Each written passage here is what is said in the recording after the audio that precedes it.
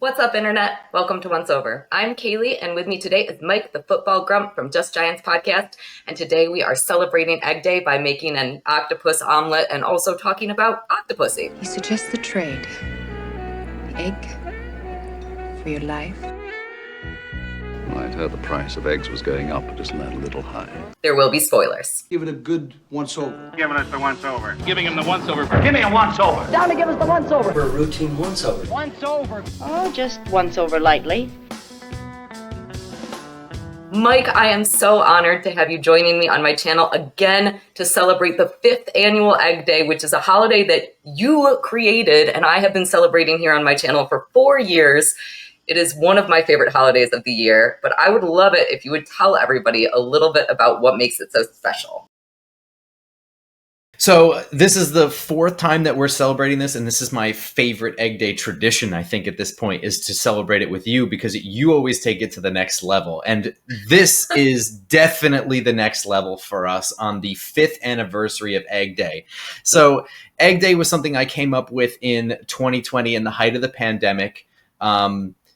Looking for something to do when you couldn't leave the house, I decided I was going to try and become a better cook because I'm terrible at it. And something easy to cook would have been like eggs, omelets, even just fried eggs.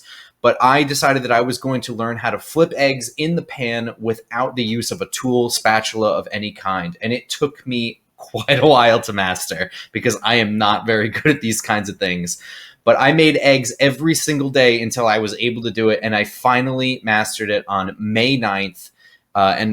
From here on out was deemed Egg Day. So Egg Day. Yeah, I like to think that as silly of a holiday as it is, it's kind of a celebration of perseverance, dedication, and striving to learn new things. Absolutely. And I am for sure going to need to persevere today, because not only are we going to be talking about the James Bond movie Octopussy, which features Fabergé eggs, but in addition to that, Mike is going to help me figure out what other 3 additional ingredients we are going to put into an octopus omelette by rolling a dice, because what else would we do?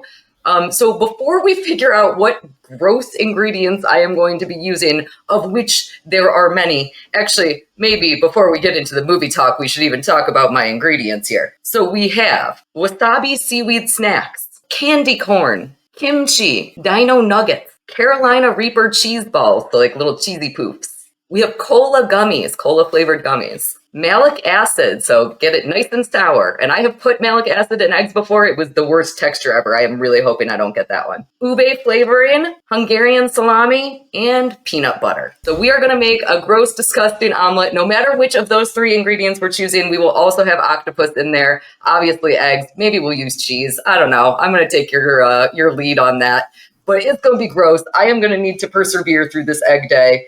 It is going to be well worth it. It is going to be super fun and super gross. But we got to talk about our egg-themed movie first. So let's get into Octopussy, which came out in 1983. It was directed by John Glenn, and it is by far one of the most eccentric entries into the James Bond franchise. It, of course, stars Roger Moore and his 6th outing as Agent 007. And it is set amongst a backdrop of like Cold War intrigue. It has all the classic spy tropes, but it is very campy and has lots and lots of exotic locations. And the plot sort of centers around a Fabergé egg, which is why we are talking about it for Egg Day. But there's also like a rogue Soviet general. There is a circus run by the enigmatic Octopussy herself. And it is for sure convoluted at times. Quite the spectacle, I would say. Yeah, so just a little bit of background. I did not grow up on Bond films, so I've seen random ones here and there. I think my biggest exposure to Bond throughout my adolescent life is probably the Nintendo 64 game GoldenEye, which is an extremely influential first-person shooter in the history of video games, although I would go out on a limb and probably be crucified for saying this and say that it is borderline unplayable now. Oh, no. So I'm sure I'll be shot to pieces for that one. But so I don't have a ton of experience with Bond films. I've seen, I believe, all but one of the Daniel Craig films. And it's funny watching this one because this one seems to me to be the most Austin Powersy of all of them. There is there's like a whole bizarre chase scene through India where the driver is like hitting people with tennis rackets. I mean, like the little like one-liners after like action scenes, I don't think is too tropey. If you'll forgive the analogy, only the tip of the tentacle. But like there's a whole scene where there's a bunch of women in like latex spandex suits that are brightly colored, just feels very Austin Powersy. It's a very silly movie, isn't it? It is a very silly movie. And, I would actually say the first thing, so it has been a long time since I saw this movie. And I also am not a giant James Bond fan. So like I've seen a bunch of the movies, but it's never been a huge part of my life. I actually prefer, there's a series called OSS 117, which is like a French James Bond thing. And I prefer those to the normal James Bond. But the thing that really like tells you this movie is going to be wacky as all heck is how it starts out. Because Bond is at a horse track and he's undercover wearing like a little sticky mustache. And then with the help of a sexy lady, he helps distract the bad guys so that he has time to escape out of a horse trailer. And I guess more specifically, you could say a plane flies out of a fake horse butt, which is just a really bizarre way to start out a movie, right? It's incredibly bizarre. The jet is like a pocket rocket. It's so small, and it's being chased at one point by a missile that's roughly the same size. And after like a quick like 3-minute flight session to avoid or evade the missile, he immediately is running out of fuel. And then just to close out the opening sequence, he lands at a regular old gas station and just asks the guy to fill it up. Fill her up, please. Which is just such a goofy like way to do it. And it's also, the fake horse butt is not the only fake animal in this movie. At one point he's inside of a fake crocodile, like submersible, that he uses to sneak up onto a barge or something like that. Bond is almost a caricature of himself in this movie. There's not only do we have those, he wears a clown suit, which is probably one of the most infamous things of this movie. He does the Tarzan jungle swing at one point. He gets mocked by a car full of people. Like, Bond is supposed to be so suave, nobody would ever mock him. He slides down a staircase dick first. I'm pretty sure he does not have a penis after watching that staircase slide. And he hides in a gorilla costume as well. It's insane. There is so much wackiness happening in this film.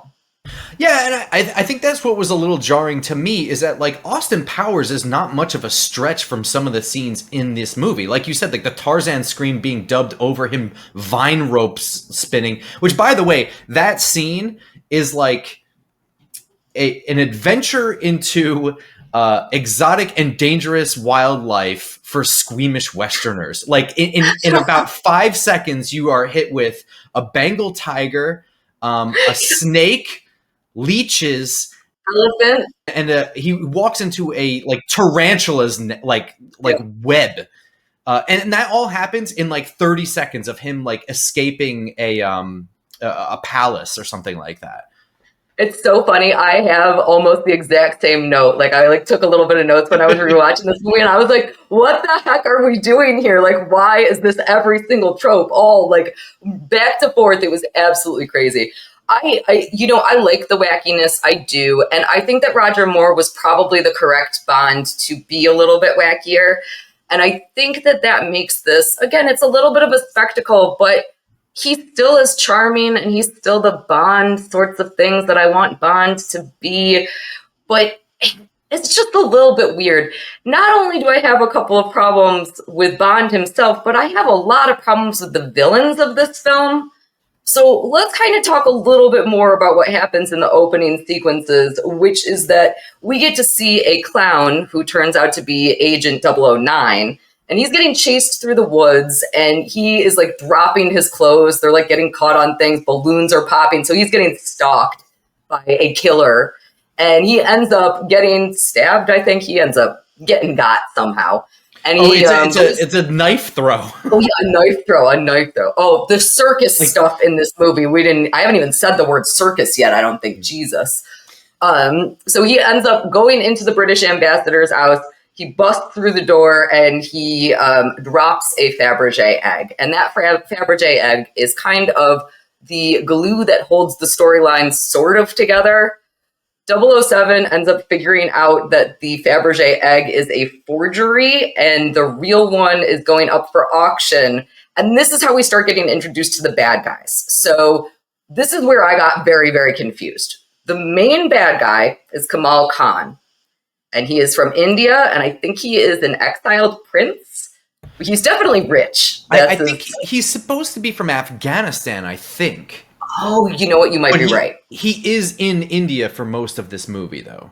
Yes, because he goes to Delhi. That's where a big chunk of the movie is set. What we know about him, at least in the beginning of the film, I don't know that we ever really learned too much more about him, but what we learn about him is that he really wants to buy this Fabergé egg at the auction. Right. And from the best that I can figure, Kamal takes Soviet treasures like the egg, and they are stolen from the Kremlin, and then he replaces them with fakes, and then he smuggles them using Octopussy's circus.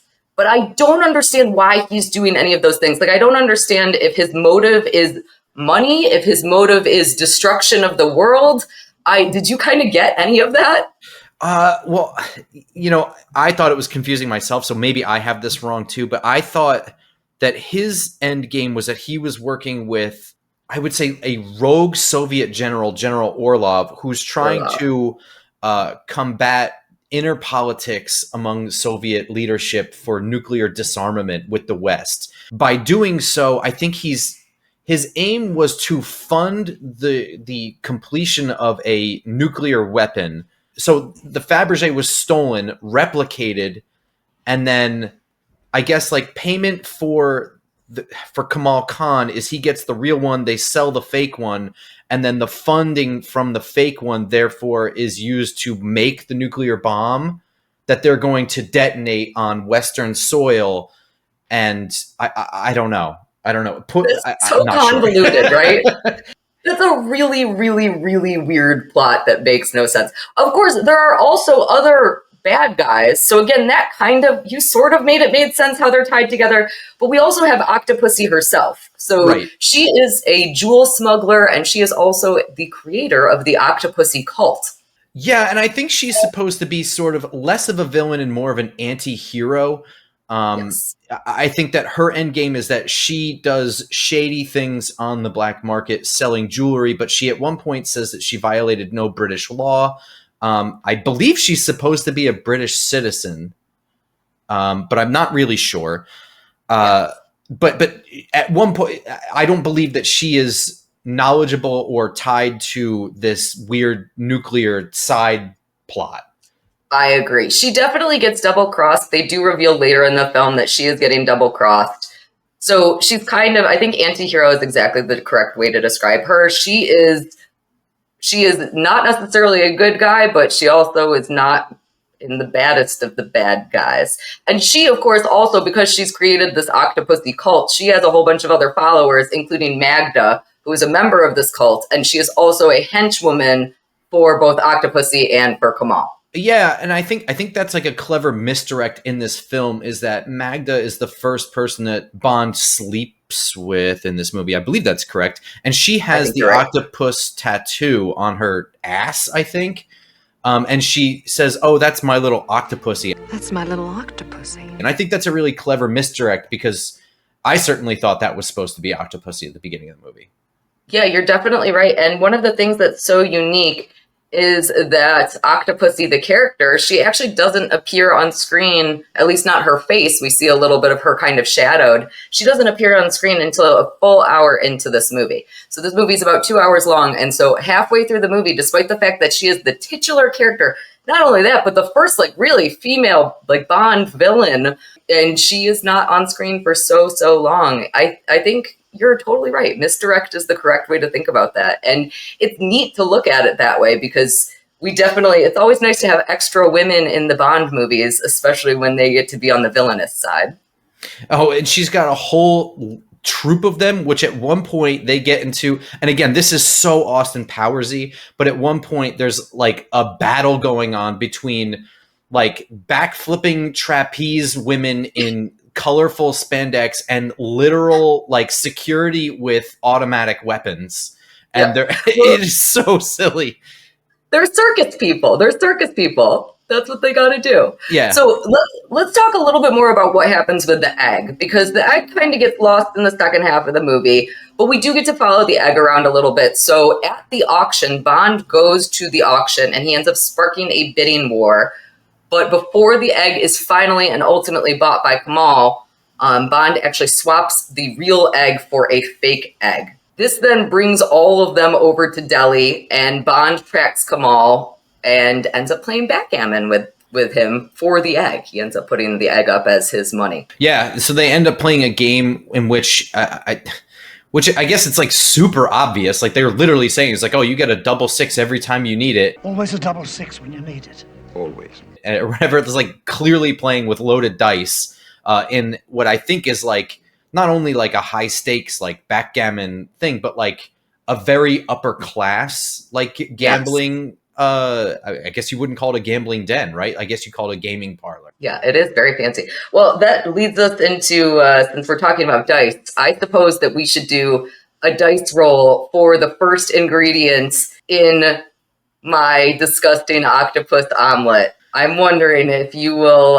roll a dice for me and we will pick our first ingredient. So we have, outside of octopus, 10 different ingredients. So I dug out a D&D 10-sided dice.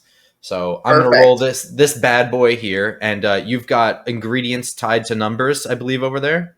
I do. And I will tell you, okay, so I went through the ingredients already, but I'll also put up a little picture right here. I think that the ingredients that I'm the most nervous for are the malic acid and maybe the cola gummies. I really don't want the cola gummies. That sounds really, really horrible. I'm actually rooting for the malic acid and the two candies because I almost feel like they'll at least blend and maybe overpower the rest of everything, and you'll get sort of a sour, I don't know. Sweet. Chewy. You might be right. I put malic acid in eggs once before, and it like changed the texture of them, and it was so like it was like hard to eat. It almost felt like it was crumbling in my mouth. So yeah, it's a little. It might actually cook the eggs itself. I'm not really sure. All right, but you want me to just go for it? Yeah, go for it. Remember, Kaylee, it's all in the wrist. How do you do it? It's all in the wrist. I know. Perseverance, everything's gonna be great. Got ourselves a 6. Okay, 6. Of course we got ourselves a 6 because your dice is always going to roll a 6, and unfortunately that means cola gummies. Every time I need it, I'll get a 6. I don't want cola gummies in my eggs. Only the tip of the tentacle. Okay, all right, it's going to be fine. It's going to be fine. Again, Egg Day is all about perseverance. It's all about doing silly things. It's all about trying things until they work, and I'm going to eat cola gummy octopus eggs. Well, I never really said that enjoying eggs was part of Egg Day, which is That's odd. very true. And I'm not a huge fan of eggs, and I only cook eggs once a year on Egg Day. So not only will we be making this disgusting omelet, but I will be trying to do a flip with no spatula. So hopefully it will land on the floor based on these ingredients. I mean, you embody the spirit of dedication and perseverance for Egg Day, let me tell you. I'm so scared. I'm so scared. All right, before we pick any more ingredients, back into the movie because I want to ignore the ingredients so very much. Oh, I do want to mention though, actually, in that little scene where they're playing backgammon, probably like one of my favorite wackadoo moments in the film is there is an actor named Kabir Bedi who is a very renowned Bollywood actor, and he plays Kamal's like security guard henchman sort of guy. And at one point he takes the dice and just crumbles it in his hand. And I was like, that's so stupid. Why are we doing this? He just turns it into powder. It's so great too, because I think the only time he actually physically is able to strike Bond is one time where he has him completely defenseless and just kind of, he literally does like an Austin Powers judo chop to the back of his neck. And I think that's the only time that he actually gets to lay a hand on him in all It's of the so scenes in which they're fighting. Oh my God, it's so amazing. Important note about the Fabergé egg in that backgammon scene is that I think he knows that the egg is going to be taken from him when he goes to that, and they slip in a homing beacon and a bug inside of the Fabergé egg. Yes, absolutely. So Bond always has to have his tools that he's getting from Q. So the tools that he gets in this film are a pen that dissolves metal, and also a smartwatch and this homing beacon, as well as like a little headphone so he can hear things, which I feel like he doesn't really use that much, a little bit, but they're kind of lame tools as Bond stuff goes. I don't know. And again, like, I'm not a huge Bond guy, so I don't know like how important this stuff is, but like this seemed a lot more goofy than it was like spy like there are scenes where like there's, I mean, like, it all fits, don't get me wrong, but like there is a lot less like investigating, like, you know, there's a lot less tools. I guess there is some like betrayal, double crossing and stuff like that, but there's a lot more just like, it seems like action scenes and gimmicky stuff. I don't know. Yeah, I definitely agree. This is not the franchise's peak. It is definitely more like action, humor, and globe-trotting adventure than it is a traditional Bond movie.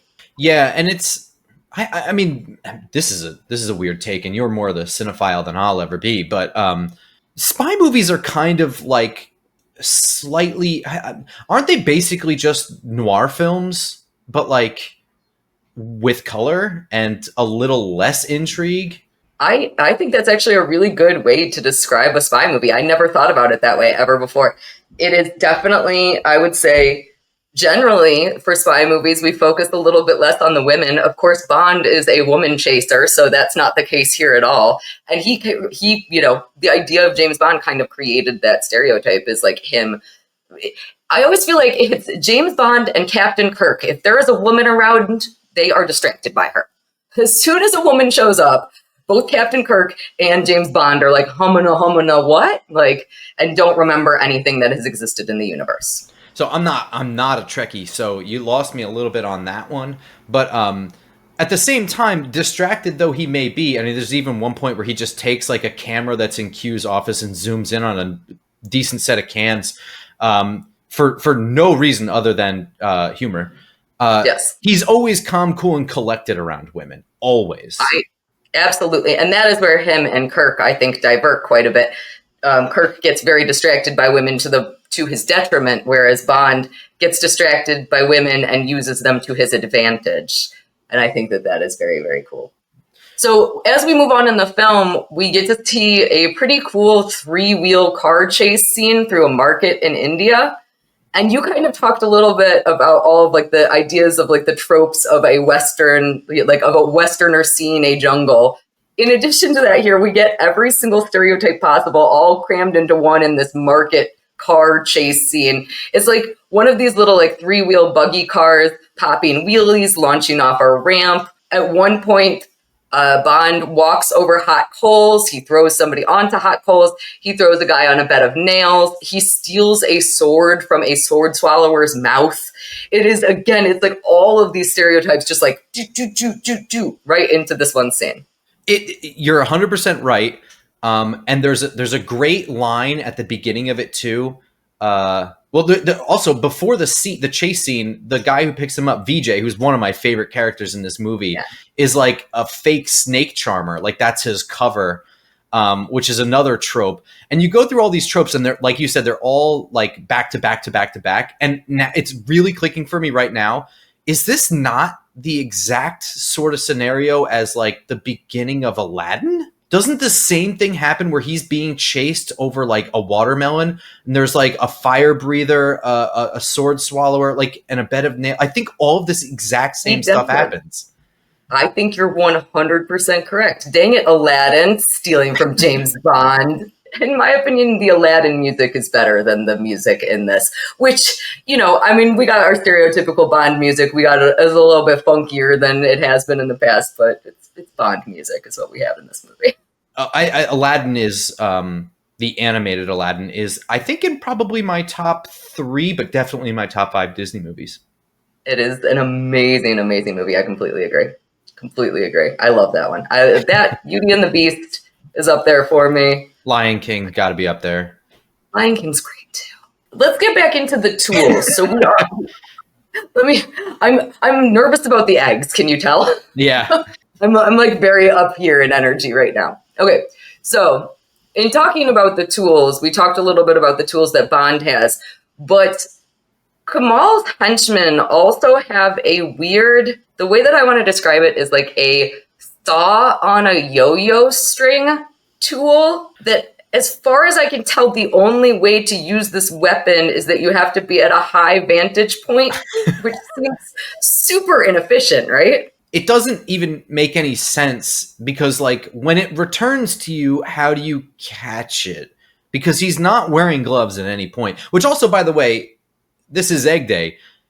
It is remarkable how just the tiniest, like, most insignificant detail, but just stood out to me right away. Like, everybody touches this Fabergé egg without gloves, which I just don't see happening. And it's such a dumb detail, and I know I'm, like, nitpicking whatever, but it was, like, the first thing was, like, they're not wearing gloves for that? Like, it's so weird. You're 100% right. You have just hit on something very important that I skipped over, which is that when Bond switches the egg at the auction, he does it in like the most obvious way ever. He's like, oh, and I was like, what are you doing, buddy? Like, how did nobody see that in this Sotheby's fucking high-end auction house? Well, they're literally giving it away for £500,000. Like, and no, not all eyes aren't on this thing. Like, whatever. But yeah, that to the saw yo-yo. I was thinking the same thing. I think he only really gets one person with it, and a magazine cover. He does get that magazine cover pretty good. And wait, is it a magazine or it's just the picture of Bond? A picture, yeah. It's a picture of Bond. That's how we got introduced to the yo-yo saw, is getting to see the picture of Bond getting destroyed. And the most villainous looking villain of all time, he's got like a scar, like sewing one eye shut. Doesn't really speak except mostly in like grunts, I think. Oh my god, it's so stupid. It's really stupid. I love the movie, by the way. I did too. It's just so goofy. So let's talk a little bit more about another really great like chase sequence in the film, which is going to be the train chase sequence. So this is when we at first get a car chase, but all of the tires on Bond's car get popped. And so he's just driving on the rims, and he eventually gets onto the train tracks and turns his car into a makeshift train. Yeah, a little Back to the Future-y here. Back to the Future 3 is the first thing I thought of. And it's like, I don't know anything about trains, but I feel like the friction from the metal rims, which I don't believe are strong, I think that lasts all of like 30 seconds before that all falls apart. But he manages to hit the gas, which I believe in the most British way thing, he like grabs an umbrella to hold down the gas pedal and then jumps on a train, which again, it does have all of the Bond things, right? Like a train, like on top of the train fight sequence is a very like Bond Archer spy movie kind of thing. Absolutely. And again, he jumps onto the actual train immediately before an oncoming train comes and smashes his car. It's a beautiful effect. I think that that's actually shot really well, despite the fact that it makes no sense that he's using rimmed car tires as a fake makeshift train. It's not. So I guess everything is really cool in this sequence, but it is still a little bit doofy, which is, I guess, how you could describe the whole movie. Yeah, exactly. But I mean, that's okay. Like, there is like a level of disbelief that you suspend for this stuff. Unfortunately, because the rest of the movie is so goofy that this stuff that you'd normally just, shrug off or not think about, it becomes a little bit more, I don't know, it just becomes another bullet point in the thing. But this is one of the more exciting scenes in the movie. I wouldn't say it was on the edge of my seat, but I would definitely like, when the oncoming train comes and blows up the car, is definitely like a, oh damn moment. You know what I mean? And then he's hanging on to the top of the train and going under bridges. He's got to jump over stuff at a certain point. Very, very exciting and fun scene in this movie. I was on the edge of my seat during that scene. That was definitely, I think, for me, one of the more exciting scenes. That and probably the marketplace chase scene. I'm also on the edge of my seat to figure out what other ingredients we're going to use. So I think we should do another dice roll. All right, you asked for it. Remember, it's all in the wrist, Kaylee. It's all in the wrist. Oh. We got ourselves a 2. Okay, 2. What do we have for 2? Oh my God, you're gonna get your wish. I think I am, right? Candy corn. And the only thing left is the malic acid to complete my dream. It's going with octopus. I'm eating octopus, cola gummies, and candy corn. You know what's weird too is that you had like seaweed and ube flavoring. Like those actually probably would have went with the octopus. They would have went really well. I was hoping for, okay, so my perfect omelet, I think, would have been the Carolina Reaper cheese balls would have been fun with the wasabi seaweed snacks, and then maybe like the salami or the dino nuggets even. Like that would have been, I think, a maybe okay omelet. And instead, I'm eating sweets for breakfast. I don't even know what to say to you right now. I mean, I feel like I am torturing you. This is my holiday. These are like my dice rolls. I'm never, okay, next year for Egg Day, we're not doing dice rolls. No dice rolls next year. I could take the hit. I feel like you've been the one eating the gross stuff. Maybe next year I'll do something gross. I'll take the brunt of it, and you can have something normal for once. Listen, I'm just happy that you invented this holiday because it is one of my favorite things to do to celebrate every year. It makes me feel happy and excited. I'm thankful to be doing dumb stuff about it, regardless of the fact that I love this holiday. I guess doing the dumb stuff is maybe what makes me like it even more. So yeah. I'm excited.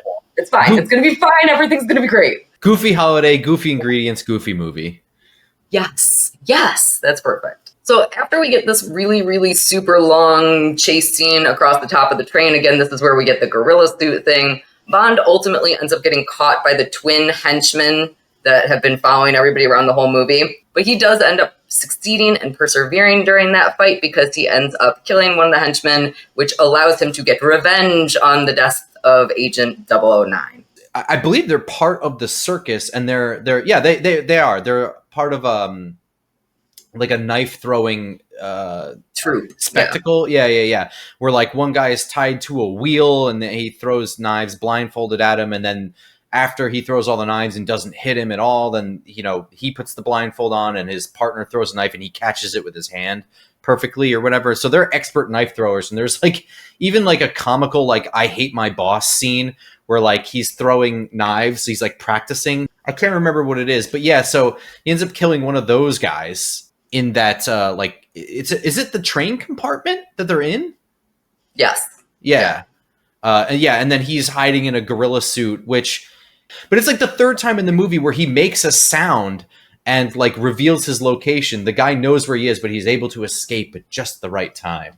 Just in the nick of time. So this is when we get more into like the bomb stuff. So Bond now rushes to the circus because he knows that this bomb is going to go off. They have the bomb now. Everything is set. It's going to be a big nightmare. They have their convoluted plot where the U.S. doesn't figure out that they are the ones who set off the bomb because they're doing it on a military base, and I don't even know exactly. But what's most important is that the bomb is about to go off. So Bond has to rush over to the circus, which includes a really cool police chase. Again, I really like the chases in this film. And when he arrives, he puts on the clown disguise. Just what we needed. Which also, as funny, but another like Austin Powers-y kind of thing, but he has time to paint his face to complete the clown costume. Listen, he's very talented. I think at one point he like kicks somebody in the nuts with like clown shoes too. He gets stopped at the military base by like security, says it's an emergency and that they, won't let him in. So he just busts through when the police start chasing him. And then he rushes right into the circus itself and does the classic, like start a ruckus and then like slip out the back during like a bar brawl kind of thing. Like just like everybody gets so involved with hitting each other. And it's so random because like, does that happen when people start punching? Like, does everybody just start hitting the person next to them? I don't think I've ever seen that, but it admittedly never been in a bar fight. They say there's mob mentality, so I guess so. I mean, movies would sure make you feel like it's true. Usually the people that you're standing closest to, though, are your friends. So, like, I feel like if a fight breaks out, I'm not, like, grabbing my butt and going, like, that's just not my first reaction to things. But I'm with you. I've never been in a bar fight, so who knows?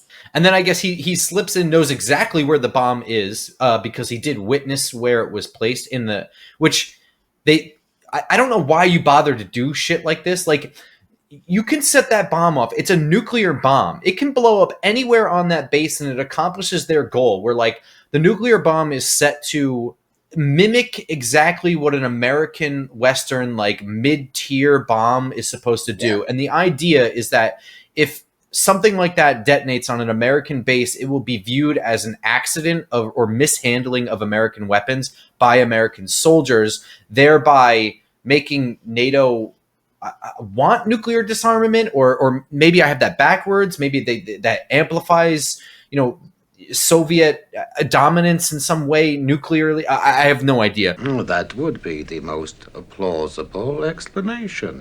But it doesn't have to be in the cannon that's supposed to shoot the guy out of the cannon. Like, it's a nuclear weapon. It's going to decimate like a huge radius. Like, why does it have to be linked to a gun? Who cares? Like, everybody in that area is going to be wiped out and turned into actual dust. Like, no one's going to know where it was or why, or like, it's just such a silly thing. But so then he knows exactly where it is, and he removes the nuclear detonator, like literally 1 second.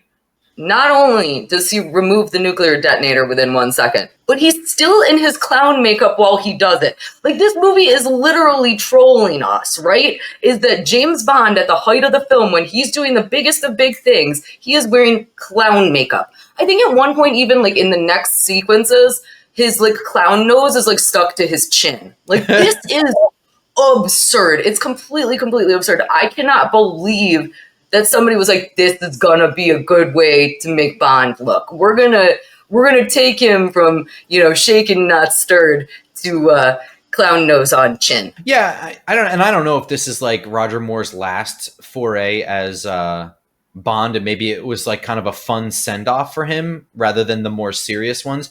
But like, the absurdity of this scene where a complete stranger storms onto a U.S. base, not any U.S. base, in like West Berlin, right? Like, aren't we like right on the precipice of like, I assume we consider this like no man's land of the Cold War era, right? So like, you'd think like heightened security, big deal shit, this stranger in a clown costume knows there's a bomb, tells people there's a bomb, removes the bomb, and is immediately a hero, no questions asked. They're like, it's okay, everybody. Like, what do you mean? Who is this guy? Are there more bombs? Who put this bomb here? How did he know that there was a bomb here? No questions asked. Everyone's just celebrating he's a hero. Thank you, Mr. Clown. It is the most absurd shit ever. We had to wrap everything up in a neat little package. It was so convenient.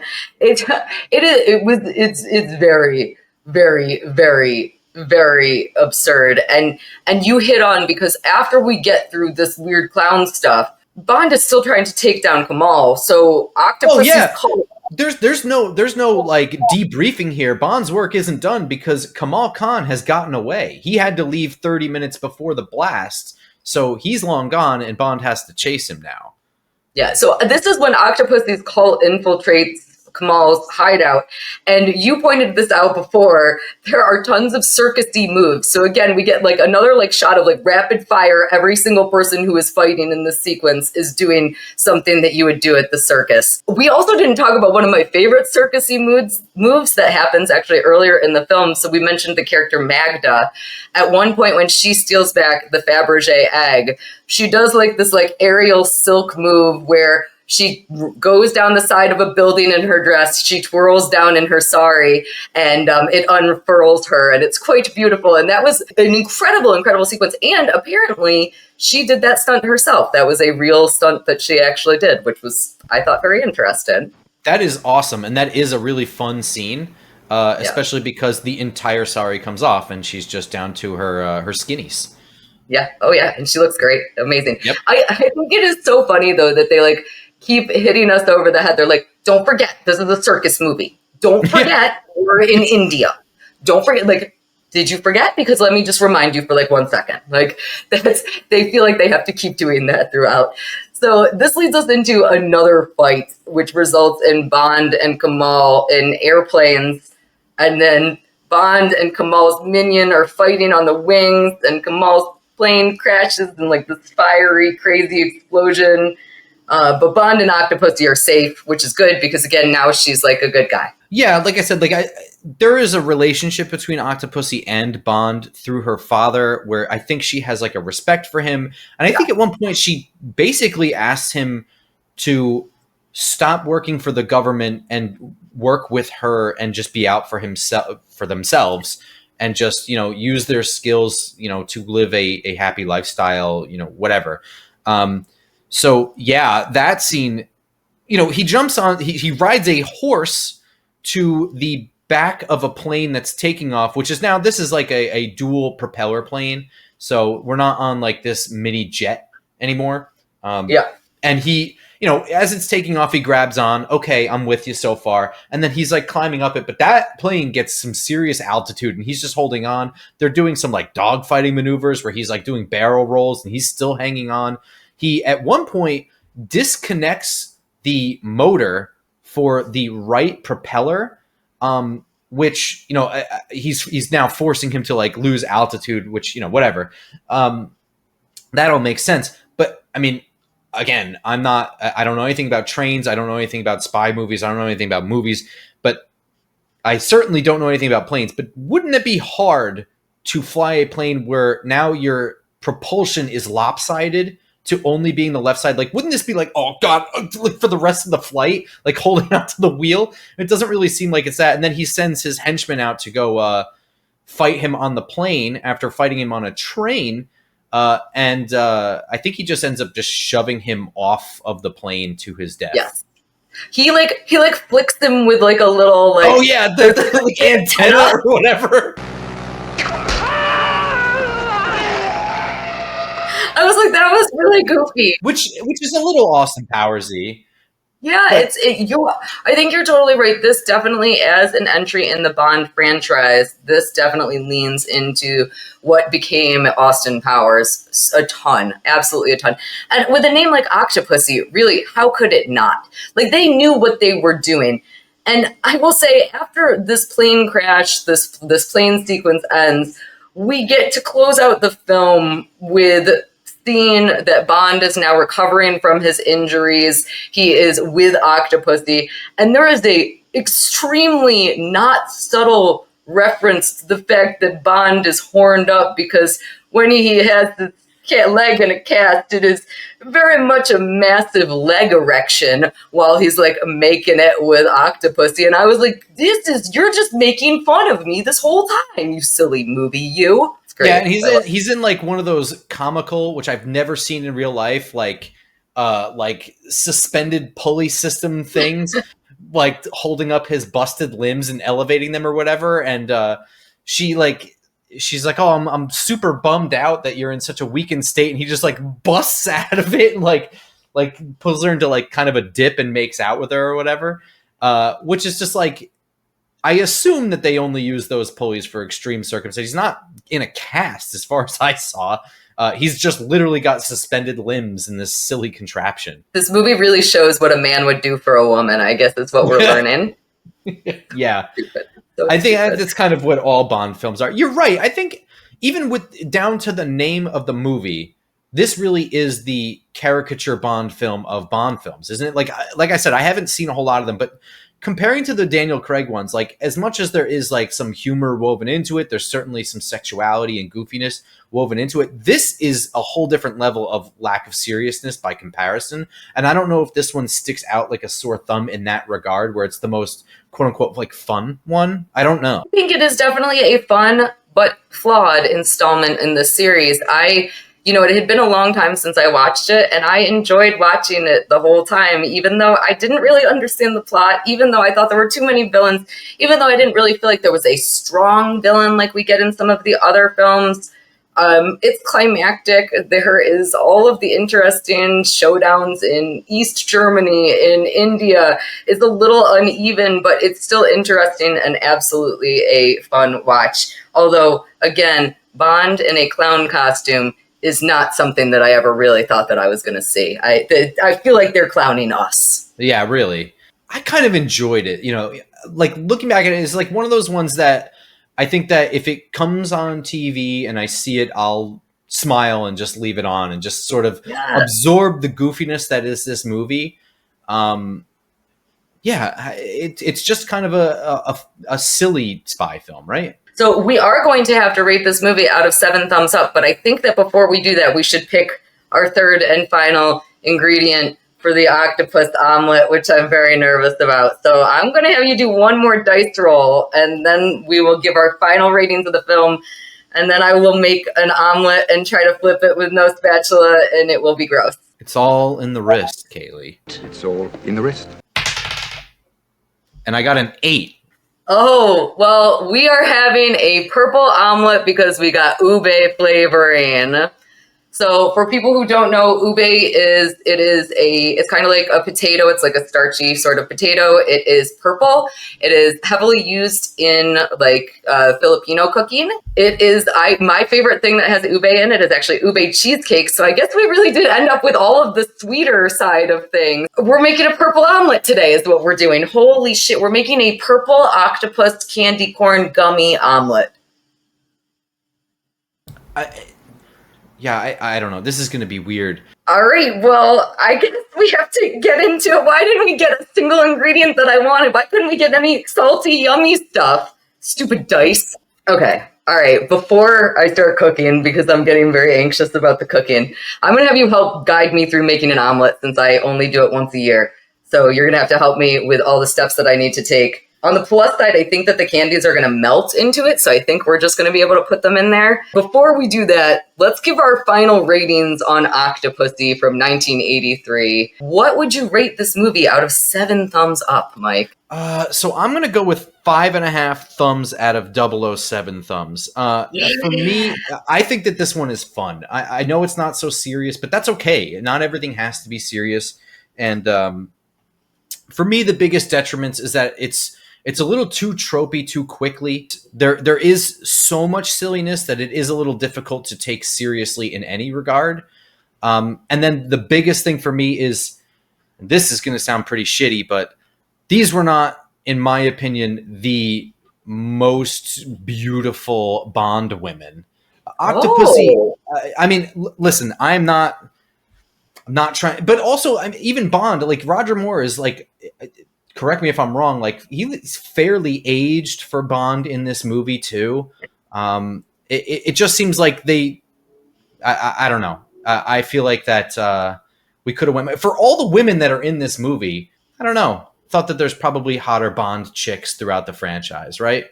I don't disagree with you. I thought Magda was really beautiful. Magda's really beautiful, but Octopussy Octopussy is like, she's on the older side. I don't know who she is. She definitely is on the older side. That's an interesting point. I didn't even think about that because I was distracted by their general beauty, but you're totally right that there are by far hotter Bond girls. So we really got the short end of the stick on this one.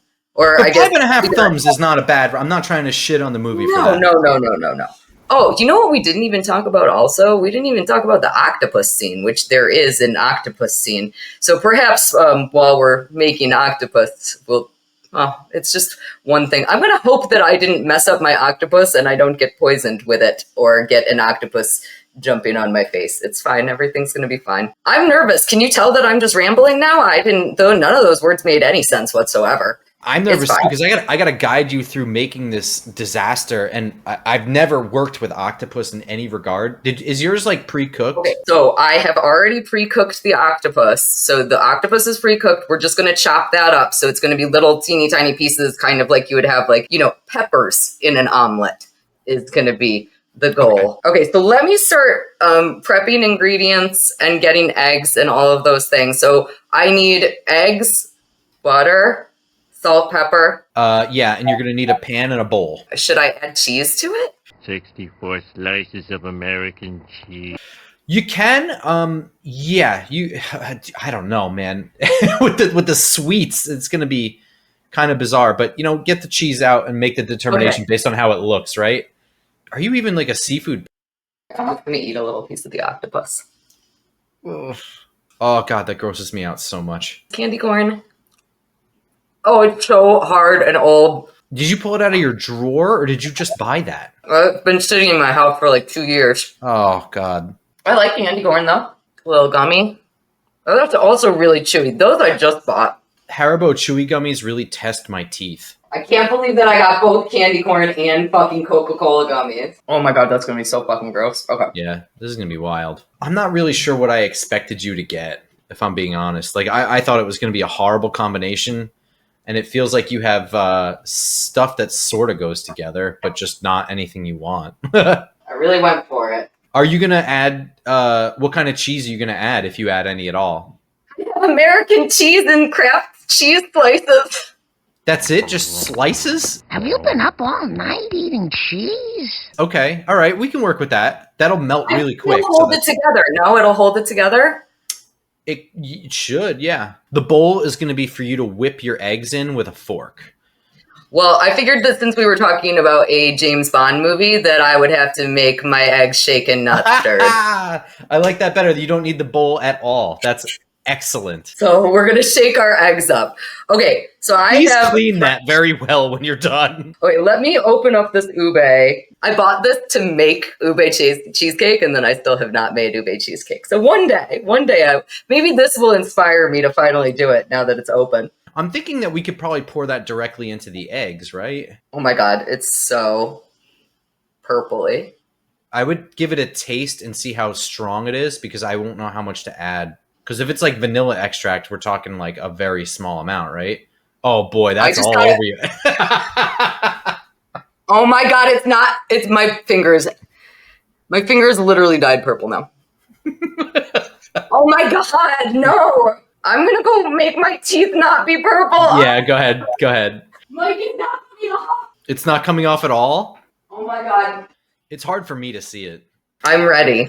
All right, so we're going to take your pan, which I think is a pretty hefty sized pan there. Yeah, so Okay. Why don't you go ahead and crack 4 or 5 eggs into that shaker. I am egging. A pro tip that I learned doing egg day stuff and learning how to cook is actually cracking eggs on a flat surface as opposed to the edge of a bowl, like a rim, is preferred, because a lot of times when you crack against the edge of something, it will cause the shell to splinter. So a flat surface actually just causes it to crack and allows you to pull it apart, which, oof, that was a real boogery looking egg, huh? I never cook eggs except for on egg day. So I suck at it really, really bad. I mean, you don't do it for like baking or anything like that? I mean, I guess a little bit, but I don't actually do a ton of baking, despite the fact that I just said that I was going to make an ube cheesecake. I'm not a big baker because I don't really like sweets that much. Another reason that I hate these ingredients. Yeah, you and I are the same that way. I'm not really a big sweets person. I like candy and stuff, but usually my go-to, if you're like, let's go get snacks, I'll walk away with something salty like chips or pretzels. I would probably add this, like a pinch of salt and pepper and some of that ube flavoring, and then shake it all mixes. I will say I am starving right now, so I actually am hoping that this is not a nightmare and that I can eat it. So you're saying put a little bit of ube in here. I'm not really sure how much, but I wouldn't go nuts. I think very little. But my theory is this is not actually going to work. It should. I mean, they make egg shakers. Oh, by the way, you can heat up your pan, by the way, because we're going to cook the ingredients a little bit before we add the egg. Were you ever a bartender? Yeah. 18 years of bartending, baby. And now I'm mixing up eggs and ube. Have you ever made a drink that used eggs or egg whites? At a bar? I have. I used to make gin fizzes all the time. The tradition with those is that you have every single person at the bar shake the drink at least once. Oh. So you like pass the shaker around. Let's see how this is going. Oh, that is that's purple. quite purple. You're going to have to take a shower after this. I feel like I'm going to dye everything in my entire kitchen purple. So the pan is preheating. I have my eggs mixed with my salt and pepper and ube. I have my ingredients ready. What's the next step? So now you're going to put some butter in that pan and really grease it up. You like butter, but I would probably use a lot of it, but we'll do it in 2 installments probably, because I'm afraid of things sticking to your pan because it's so sugary. But I would definitely do the candy corn right after the butter, because that's got to soften. By the way, this omelet may not work. Butter is buttering. I would throw your candy corn in there. This is some real stoned college kid cooking right now. Just pouring candy corn into a pan with butter. Okay, so on the plus side, nothing is burning. It's a good start for us. but the candy corn feels equally as hard. I'm wondering if Okay. maybe we should like lid the pan to like trap some heat in there and soften them up. Oh, they're soft now. Oh, they're soft already. Okay. Give them a little bit more, and then I would add your other two ingredients in there and kind of just give them a quick little grilling. Both your Coca-Cola gummies and your octopus. Coca-Cola gummies.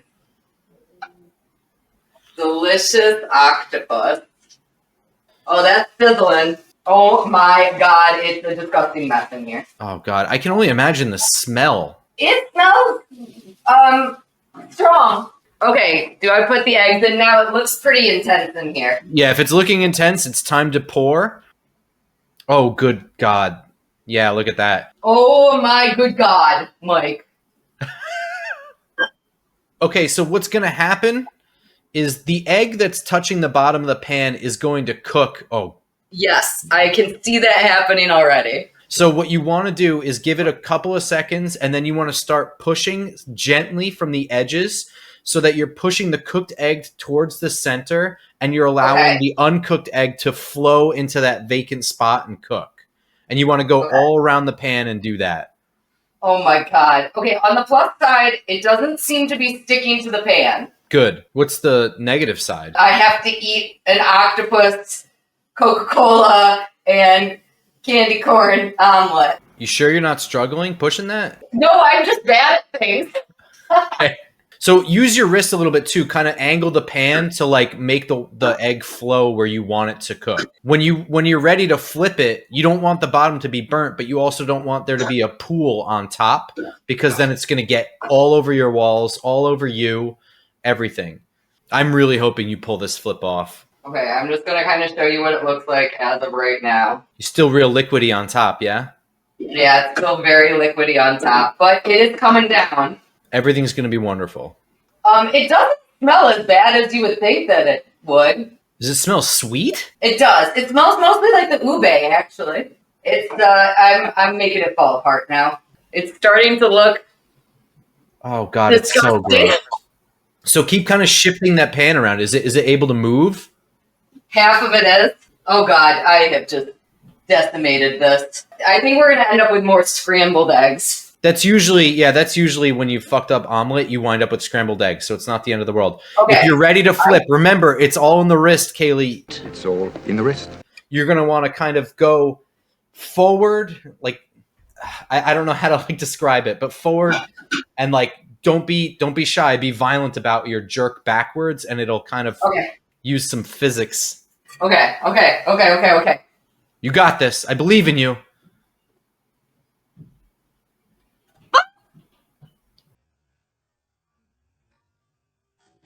I mean, it sort of works. Yeah, I mean, it fell apart, but hey, you flipped it. How There's much a got on the floor?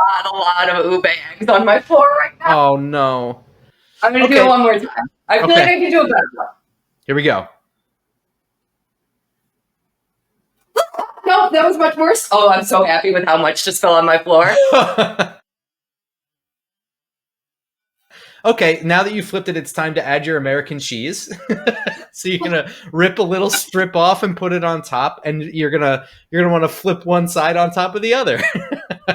That's I the think next we're gonna step. skip the cheese. I think we're gonna skip the cheese. My cat's gonna be so excited about eating all the octopus I missed later. Despite my best attempt at throwing this entire omelet on the ground, some of it has survived, so I am going to eat it. Obviously, you can see the ube has done its job purpling everything up. I feel like you guys can't actually see how beautiful it is in real life, but it's a very, very pretty shade of purple. This mostly smells like ube. So this, like the overall smell that I'm getting, I'm not smelling eggs, I'm not smelling the octopus, I am smelling ube. You can also see that all of these like burnt looking kind of chunks, all of these sort of brown chunks are the cola gummies that have melted down. And then you can also see that there are still some candy corn chunks in there. And then we got the octopus, which has also turned a little purpley. So I think I'm gonna try to get a bite that has all of our ingredients, because I have a sneaking suspicion that I'm only eating one bite of this. Oh God, Egg Day, hooray! I love Egg Day so very much. I am so excited that you flipped an egg better than I can. I am so excited that I get to celebrate with you, and of course with all of you guys listening out there and watching me suffer through this every year. Egg Day is seriously one of my favorite holidays, and I cannot wait until next year's celebration where we will not do dice rolls for sure. And now I'm dawdling, so I'm just going to go ahead and I was going to say it wasn't that bad, but it's that bad. If you can get one swallow, I will think the world of you. Egg Day perseverance. Oh my god, I hate it so much. Okay. Did you burn anything? No, nothing is burnt, which is a literal miracle. This is what I will tell you. Ube tastes really fucking good with eggs. I think if this was just ube with eggs, it would be delicious. I don't know if that's like a thing.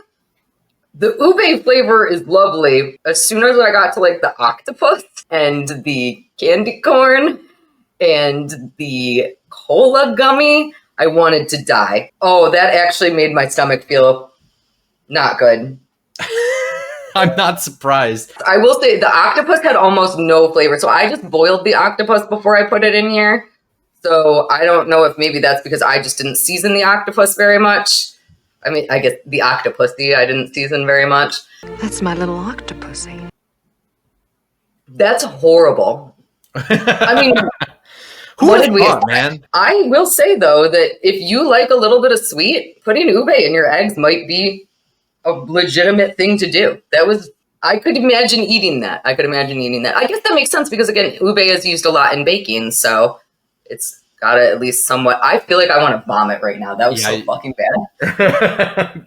The fact that you didn't immediately follow that up with your White Claw says something about you, though.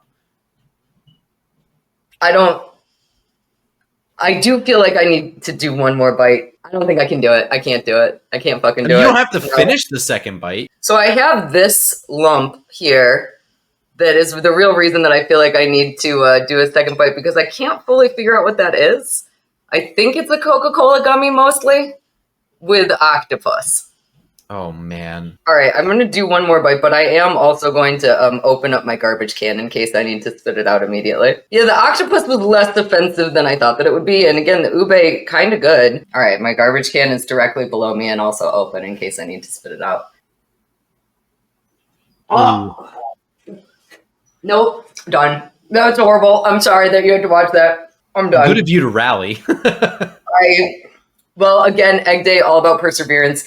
Mike, I cannot say thank you enough for helping me make the most disgusting omelet in the world, probably, and also celebrating Egg Day with me. The fact that you had this wonderful triumph 5 years ago means that we get together and celebrate Egg Day, and I hope that everybody comes and joins us in celebrating Egg Day.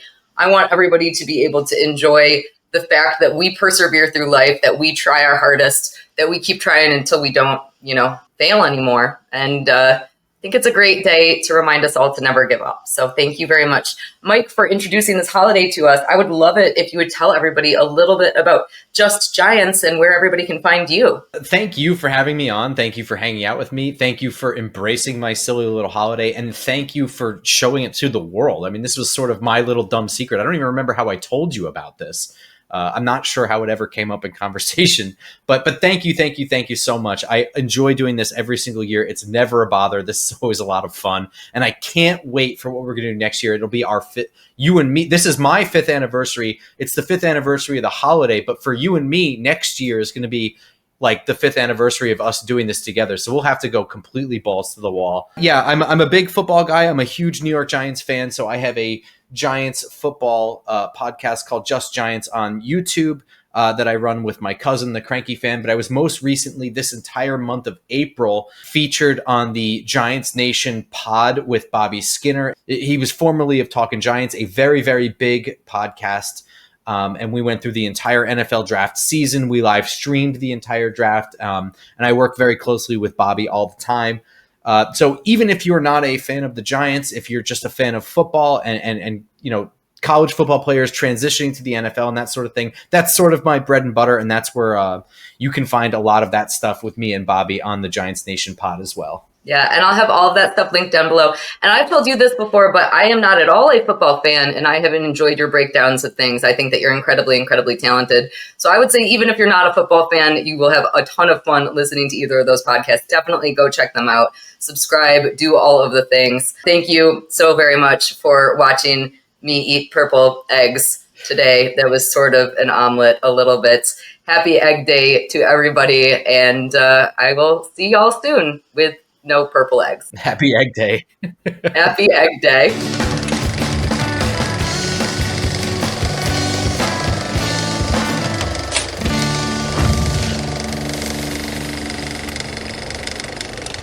I'm at the toilet. Officially no more of any of that. I feel like I'm about to do purple vomit. Happy Egg Day.